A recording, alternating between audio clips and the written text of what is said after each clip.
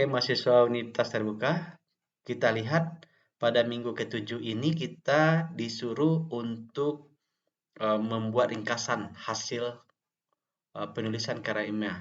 Nah, bagian abstrak karya ilmiah tersebut. Kemudian bagian isi ilmiah, ya, bagian isi karya ilmiah di mana kesimpulan dan saran dalam penelitian. Nah, ini merupakan tahapan-tahapan akhir dalam penulisan karya ilmiah.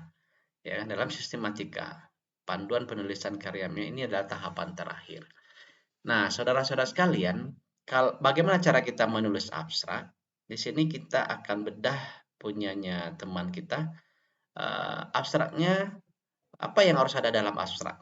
Kalau kita lihat di sini, penulisan karya ini membahas mengenai investasi sehat menggunakan manajemen keuangan. Pemilihan judul ini, oke. Di sini apa yang harus ada di dalam abstrak? Abstrak itu bisa kita di awal ada kata kunci fenomena kalau memang ada. Tapi kalau tidak, kita langsung saja ke tujuan penulisan, tujuan di dalam penelitian ini, ya kan? Tujuan dalam yang akan kita cari dalam penelitian. Nah, itu boleh kita masukkan di sini ya. Atau kita memunculkan di awal itu adalah masalahnya, rumusan masalahnya. Masalahnya apa yang kita akan bahas di dalam abstrak. Nah, di dalam masalah ada tujuan tersebut. Kemudian kalau kita ingin menonjolkan teorinya, maka masukkan teorinya di sini. Misalnya, penelitian ini bertujuan untuk ya melihat bagaimana kebijakan dalam melakukan investasi. Ya kan? Itu sudah mengantarkan orang untuk membacanya. Kemudian teori yang dipakai adalah teori, misalnya teori apa? Nah, kan? Kenapa kita menggunakan teori itu? Harus jelas konsepnya di sini. Nah, menggunakan teori ini dalam rangka untuk mendapatkan apa? Bisa juga di situ. Kemudian untuk menjawab, ya kan, menjawab tujuan atau menjawab pertanyaan awal rumusan, maka kita menggunakan metode dalam memecahkan masalah tersebut. Teori yang dipakai apa, kemudian teknik analisa yang kita pakai, ya kan? Teknik analisa kita pakai adalah analisis deskriptif, analisis kuantitatif, ya kan? Analisis explanatory, ya kan? Bisa jadi seperti itu. Kita membandingkan teori, ya kan? Menemukan jawaban-jawaban melalui teori, ya kan? Atau memunculkan hipotesa. Seperti itu. Kemudian dapat hasil. Nah, di bawah sekali nanti ada keyword, ya, keyword.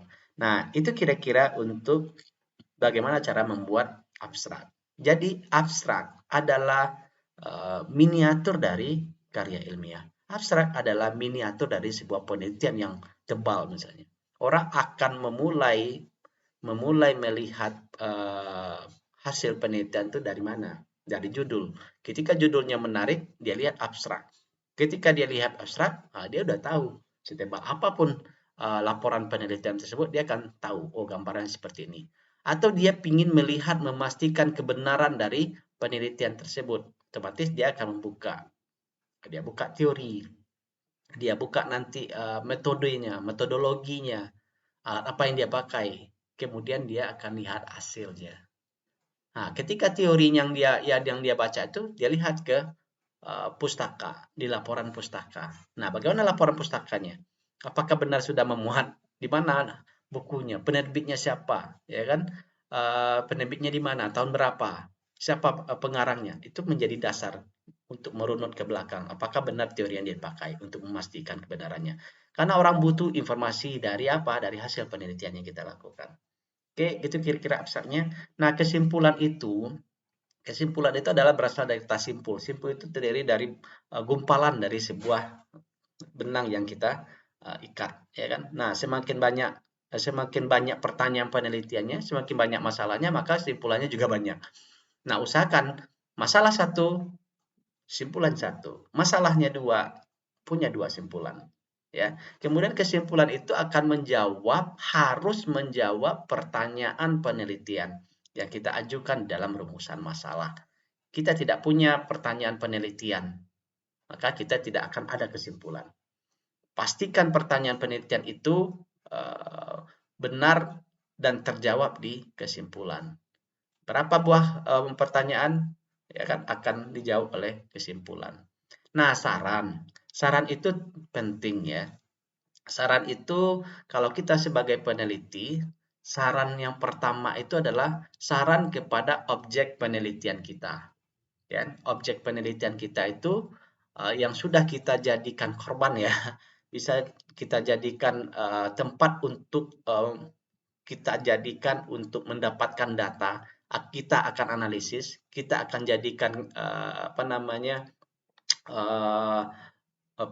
dalam rangka untuk mendapatkan jawaban dari pertanyaan penelitian, maka saran yang harus kita berikan adalah kepada objeknya, objek penelitian, ya kan? Karena mereka dengan ikhlas, dengan rela dijadikan sebagai objek dalam penelitian, maka berikanlah saran yang bermanfaat kepada objek penelitian.